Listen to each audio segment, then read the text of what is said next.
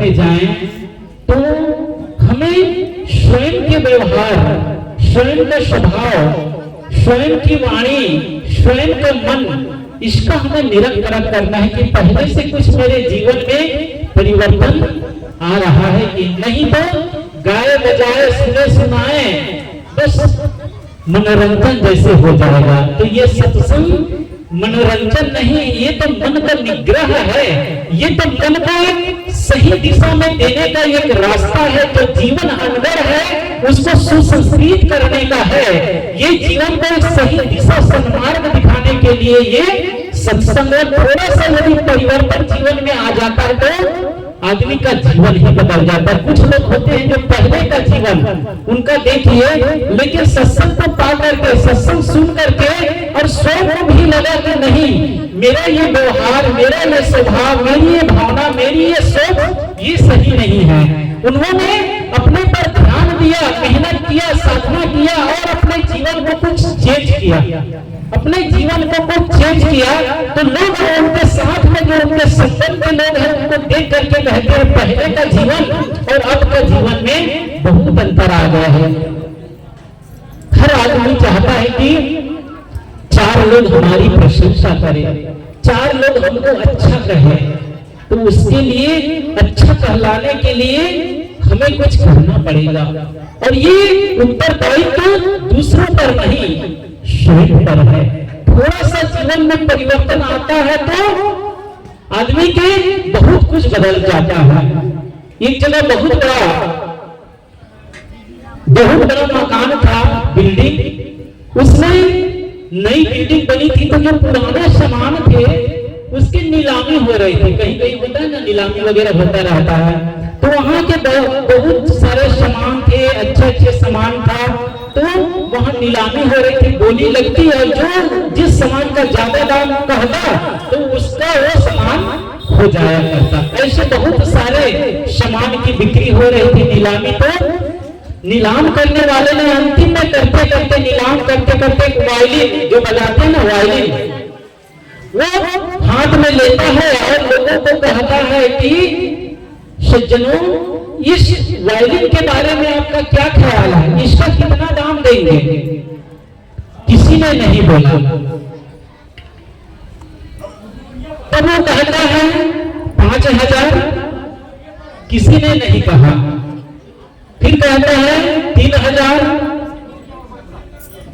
ऐसे पहले तो लोग और कोई सामान खरीदे थे, वो कहता 5,000, तो दूसरा कहता था 5,000 एक, 5,500, 6,000, 7,000, ऐसी बोली बढ़ती जाती। लेकिन वायलिन पुराना वायलिन था तो उसको देख करके लोगों ने उसमें रुचि नहीं लिए और वही नीलाम करने वाले कहने लगा कि 5,000, तो कोई नहीं बोला।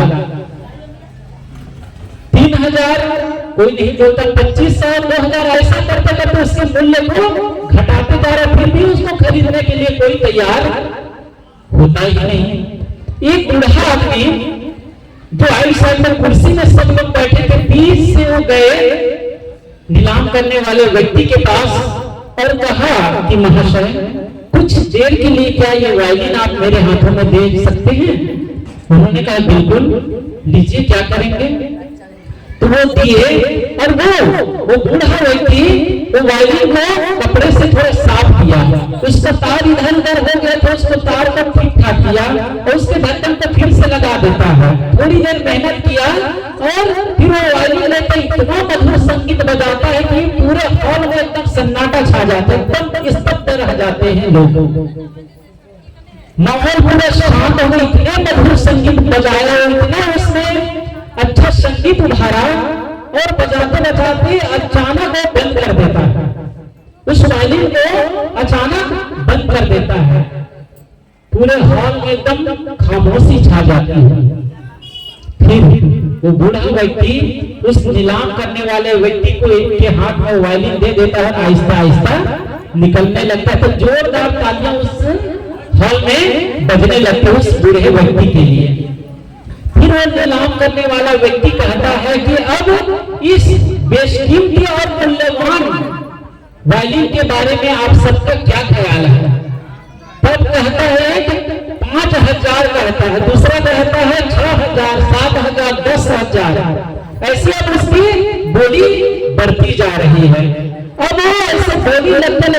25,000 में वो वायलिन बिकती है। वो वायलिन कितने में बिकती है? 25,000 में।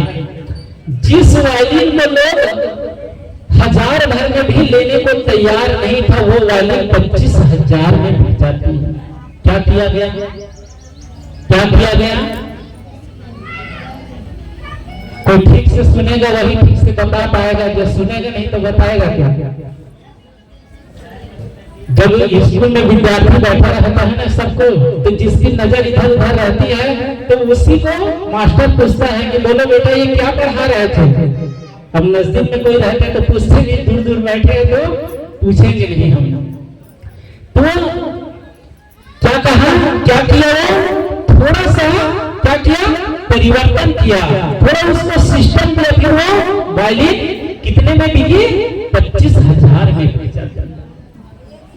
हम सब भी थोड़ा सा अपने जीवन में परिवर्तन करते हैं, थोड़ा सा अपने स्वभाव में परिवर्तन करते हैं तो फिर हमारे जीवन में बहुत बड़े बदलाव आ जाता है। तो ये सत्संग अपने जीवन को बदलने के लिए ही है, ये केवल कहने सुनने के लिए और मनोरंजन करने के लिए नहीं है, जीवन को कुछ न कुछ परिवर्तन करने के लिए ही है।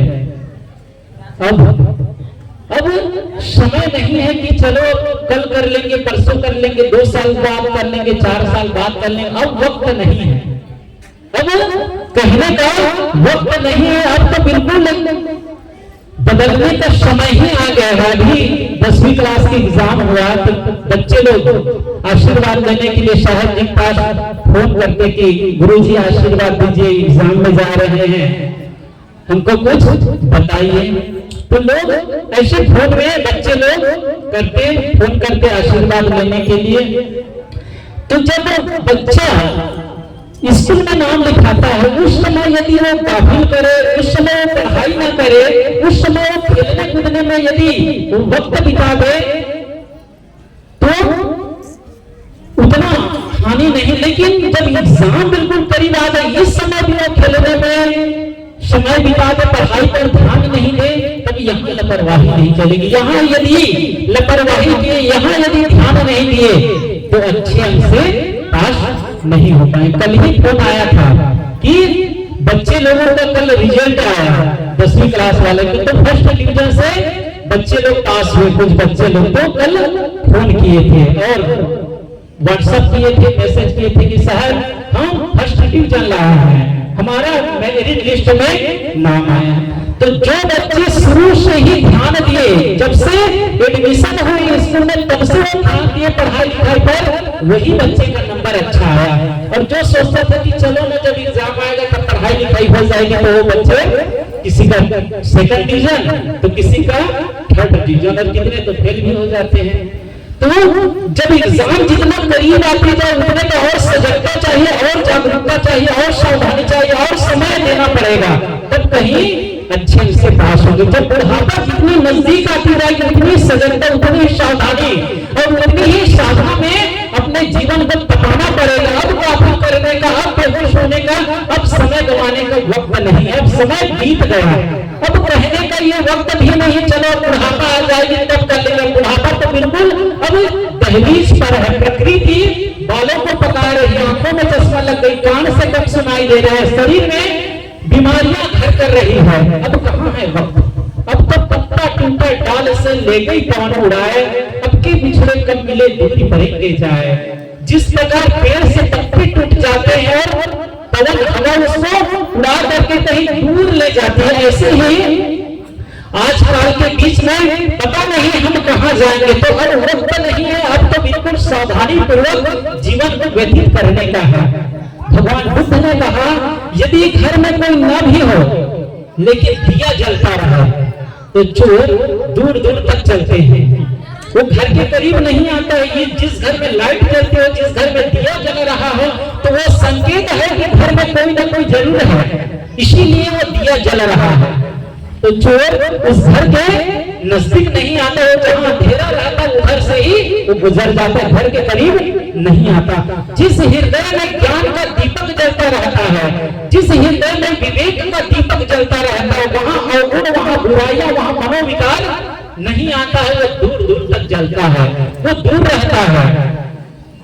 तो हमारे अंदर सावधानी, हमारे अंदर सजगता, हमारे अंदर विवेक, हमारे अंदर ये ज्ञान का दीपक जलता रहता है, तो अवगुण, बुराइयां, मनोविकार नहीं आते, वो दूर हट जाते हैं।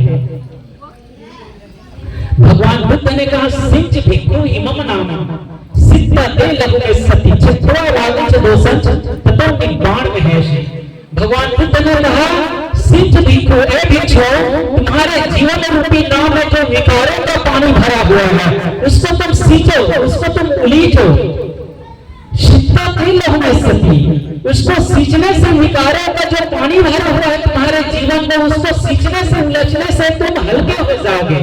चित्ता रागंच दोषंच, और तुम्हारे जीवन में जो राग द्वेष है उसको छीन कर दो, उसको समाप्त कर दो। तथा निब्बाण में सिद्धत में निर्वाण की प्राप्ति होगी। हर व्यक्ति चाहता है हमारा कल्याण हो, हमारी मुक्ति हो, हमारी सद्गति हो, तो उसके लिए रास्ता है। क्या रास्ता है? सिंच भिक्खु कहते हैं भगवान बुद्ध कि अपने जीवन में जो अवगुण है, जो बुराइयां हैं, उसको तुम निकालो, उसको तुम हटा दो, उसको तुम समाप्त कर दो, तो तुम हल्के हो जाओगे। अभी मन में बुराइयां हैं तो आदमी इतना दबा हुआ है, इतना उलझा हुआ है कि जीवन में शांति नहीं है। भगवान बुद्ध एक जगह ध्यान में बैठे थे तो कुछ भिक्षु लोग उनके पास आए जो दूसरे मत के थे। उन लोगों ने कहा, भंते, आपने ध्यान से क्या पाया? आपने ध्यान से क्या पाया? तो भगवान बुद्ध ने कहा, कुछ नहीं पाया। वो लोगों को बड़ा आश्चर्य हुआ कि जिसकी शरण में हम आए हैं, जिनको गुरु बनाने के लिए आए हैं, अपने पुराने गुरु को छोड़ करके, और वो कहते हैं कि मुझे कुछ नहीं मिला। लोग आश्चर्य से भगवान बुद्ध के चेहरे की ओर देखने लगे। तब भगवान बुद्ध ने कहा, क्रोध खोया, लोभ खोया, तृष्णा खोया, जन्म मरण का भय खोया, अब खोने को कुछ नहीं रहा। तब शांति को उपलब्ध हुआ, तब मैं शांति को उपलब्ध हुआ। हमारे लिए भी यही बात है। जब तक गिलास में पानी भरा हुआ है, जब तक वो गिलास खाली ना हो जाए, तब तक उसमें दूसरे चीज डाला नहीं जा सकता है। और यदि दूसरा चीज डाला जाएगा तो वो गिरने लगेगा। गिलास में पानी भरा हुआ है और आप उसमें और कुछ डालना चाहें तो जो डालेंगे वो गिरता जाएगा बाहर, भरेगा नहीं, क्योंकि गिलास पहले से भरा हुआ है। और गुण जीवन में है, बुराइयां जीवन से भरा हुआ है, तो जब तक बुराइयां हैं तब तक सद्गुण भीतर प्रवेश नहीं करता है। ज्ञान की बातें सुनते हैं लेकिन घर जाते जाते भूल जाता है। और कोई गाली किसी ने दिया है वो तो लंबे समय तक याद रहती है। हर आदमी के अंदर अंगारा छिपा हुआ है। थोड़ी सी निमित्त, जिस प्रकार चकमक पत्थर होता है और उसको थोड़ा सा घर्षण मिलता है, बस उसमें चिंगारी निकलती है। सतगुरु कबीर ने कहा, सहस घड़ा नित उठी जल ढारे, फिर सूखे का सूखा। कोई पत्थर है, उसमें आप हजारों घड़ा पानी डालिए और उसको थोड़ा दबा करके देखिए कि कुछ नरम हुआ है कि नहीं। नरम रहेगा कि वैसा का वैसा रहेगा। सतगुरु कबीर कहते हैं, ठोकर उठे फल होता, उसको जैसे ही ठोकेंगे वो फिर से उसमें आग निकलेगी, वो नरम होने वाली नहीं है। थोड़ी सी निमित्त, थोड़ी सी प्रतिकूलता, थोड़ी सी कुछ बातें आती है। गांव समाज में देखिए, दो लोग को किसी बात को लेकर के झगड़ा हो गया तो कितना जोर जोर से चिल्लाते रहते, दूसरे बस्ते तक आवाज जाती रहती, कितने जोर जोर से लोग बोलते रहते, एक दूसरे को गाली गलौज करते रहते। ये क्रोध कोयले के समान है जो स्वयं को जलाता है। भगवान बुद्ध ने कहा, क्रोध जलते हुए कोयले के समान है जो स्वयं को जलाता है। समझदारी इसी में है कि उस कोयले को बुझा दिया जाए। वो क्रोध को साधना करके, भक्ति करके, तप करके, विवेक से, ज्ञान से उसको हम धीरे धीरे परिमार्जन करके, सदगुरु कबीर ने अन्यत्र कहा है कहीं पर कि जिस मनोविकारों से आदमी दुखी हो रहा है, संत जन उसकी दिशा मोड़ देते हैं, क्रोध को वैराग्य में परिमार्जन कर देते हैं, लोभ को भक्ति में और काम को भक्ति में, क्रोध को वैराग्य में और लोभ को ज्ञान की ओर, लोग को ज्ञान की ओर मोड़ देते हैं उसकी दिशा को। तो ज्ञान प्राप्ति के लिए ज्ञान जितना अर्जन किया जाए उतना ही हमारा जीवन सुंदर बनता जाएगा। क्रोध है उसको वैराग्य में, संसार से वैराग्य, मेरा कुछ भी नहीं है, मैं खाली हाथ आया और खाली हाथ जाऊंगा, मेरा कुछ भी नहीं है, बस ये 2 गज कफन के लिए इतना झमेला।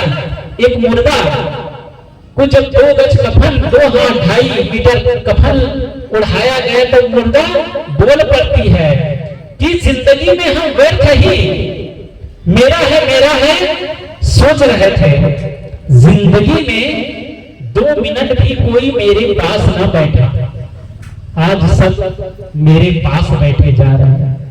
जब किसी का शरीर छूट जाता है ना तो दूर दूर के रिश्तेदार लोग भी आते हैं और माताएं भी साड़ी से उसको पंखा झलते रहती है, मक्खी ना बढ़ जाए। लाश पड़ी है और वहां परिजन अगल बगल में चारों तरफ बैठ करके पंखा झेल रहे हैं, साड़ी से झलते रहते हैं। तो मुर्दे के अंदर से आवाज आती है, बातों को समझाने के लिए है। ये हकीकत नहीं है कि मुर्दा बोल पड़े, मर गया वो बोलेगा क्या, लेकिन बातों को समझाने के लिए, जीते हुए आदमी को ये ठोकर देने के लिए कहते हैं जिंदगी में 2 मिनट भी कोई मेरे पास ना बैठा, आज सब मेरे पास बैठे जा रहे हैं। कोई तोहफा ना मिला जीवन भर, लेकिन आज सब फूल ही फूल दिए जा रहे हैं। तरस गए थे किसी एक हाथ के लिए, जब बूढ़ा हो जाता है तो कोई हमारा सहारा बने, कोई हमको हाथ पकड़ करके बाथरूम तक ले जाए। बूढ़ा आदमी देखता रहता है कि कोई आए तो सही। बच्चों को कहते हैं हमको भी काम है, हमको ऑफिस जाना, ये है वो काम, सब बहाने लगा देता है। कोई हाथ पकड़ करके उसको कुछ चाहिए, कहीं जाना है तो पकड़ के नहीं ले जाता। मुर्दा कहता है, उसके अंदर से आवाज आती है, तरस गए थे हम किसी एक हाथ के लिए, आज कंधों पर कंधे दिए जा रहे हैं। एक के बाद दूसरा, दूसरा के बाद तीसरा, शमशान घाट तक कंधों पर कंधे देते हुए ले जाते हैं अर्थी को। कोई तोहफा ना मिला जिंदगी भर, आज फूल ही फूल दिए जा रहे हैं। तरस गए थे हम किसी एक हाथ के लिए, आज कंधों पर कंधे दिए जा रहे हैं। गजब की एकता देखी है मैंने इन दुनिया वालों में, जिंदे को गिराने में और मुर्दे को उठाने में। कोई आदमी बहुत उन्नति कर रहा है तो कुछ लोगों को ईर्ष्या हो जाती है, उसको कैसे गिराए, कैसे उसके दुकान में घाटा हो जाए, कैसे उसकी उन्नति रुके, ये फेरा में रहते हैं। तो कहते हैं गजब की एकता देखी है मैंने दुनिया वालों में, जिंदे को गिराने और मुर्दे को उठाने में। लोग कहते हैं हम ना रहेंगे तो बाल बच्चे तो भूखे मरेंगे, संतजन कहते मर करके देखो बाल बच्चे अपने होशियार है, सब घर संभाल लेंगे और सब काम बढ़िया से करेंगे। तो लोग जब बूढ़े हो जाते हैं तो भी माया मोह का त्याग नहीं करते हैं और कहते हैं कि हम ना रहेंगे तो पता नहीं घर का क्या होगा, बाल बच्चे का क्या होगा। आपको बुढ़ापा में ये चिंता नहीं होनी चाहिए कि पता नहीं मैं नहीं रहूंगा तब क्या होगा। आप अपने जीते जी इतना काबिल अपने बच्चों को बना दीजिए, अपने परिवार के लोगों को बोलिए सद्गुरुदेव की, सद्गुरुदेव की जय, सद्गुरुदेव की जय। आप अपने जीते जी अपने बच्चों को, अपने परिवार वालों को इतने संस्कारित कर दीजिए, इतने काबिल बना दीजिए, इतने योग्य बना दीजिए कि आपको चिंता ना करना पड़े कि मैं नहीं रहूंगा तब क्या होगा। अमेरिका और किसी देश के साथ लड़ाई लड़ रही थी, लड़ाई हो रही थी, तो जो अमेरिका के जो सेना नायक था वो कहीं जाकर के ताश के पत्ती खेल रहा था। तो कुछ लोगों ने कहा आपके देश के साथ लड़ाइयां लड़ रही है, आप सेना के प्रमुख हैं और आप यहाँ आकर के ताश के पन्ने खेल रहे हैं, मानो आपको कोई चिंता ही नहीं है। आपको वहां जाना चाहिए, सेना को हैंडल करना चाहिए, आपको निर्देश देना चाहिए, तब तो आपकी विजय होगी। और आप यहाँ बैठे हैं, आपके अभाव में आपकी सेना युद्ध हार जाएगी। उस सेना प्रमुख ने कहा, मैंने सारी वो आधुनिक हथियार, सारे प्रशिक्षण और सारी भेद नीति मैंने अपने सैनिकों को दे दिया है। मैं वहां रहूं या ना रहूं मुझे कोई चिंता नहीं है, मेरे सैनिक हारने वाली नहीं, इतना मुझे अपने सैनिकों पर विश्वास है। और सचमुच में उसके सैनिक वो युद्ध जीत जाते हैं। क्यों? क्योंकि वो पहले से इतना उसको प्रशिक्षित कर दिया था, इतने सारे आधुनिक हथियार दे दिए थे, सब कुछ उसको नीति नियम समझा दिया गया था। तब वो निश्चित था कि मैं न रहूं तो भी मेरे सैनिक युद्ध में किसी से हारने वाले नहीं। हर बूढ़े माता पिता को अपने बाल बच्चे को, अपने परिवार के लोगों को, अपने फैमिली को इतने संस्कारित कर देना चाहिए, इतने काबिल बना देना चाहिए, इतने योग्य बना देना चाहिए कि मरती बेला ये चिंता नहीं होनी चाहिए कि मैं ना रहूंगा तो क्या होगा। अपने जीते जी आप ये काम करके जाइए। तो हमारा ये उत्तरदायित्व है कि अपने जीवन का निर्माण, हमारे जीवन का निर्माण, हमारे जीवन का परिवर्तन जब होगा तब हमको शांति मिलेगी, हमको स्वयं को एक सुकून मिलेगा कि जो मुझे जीवन मिला था मैंने अच्छा से जिया।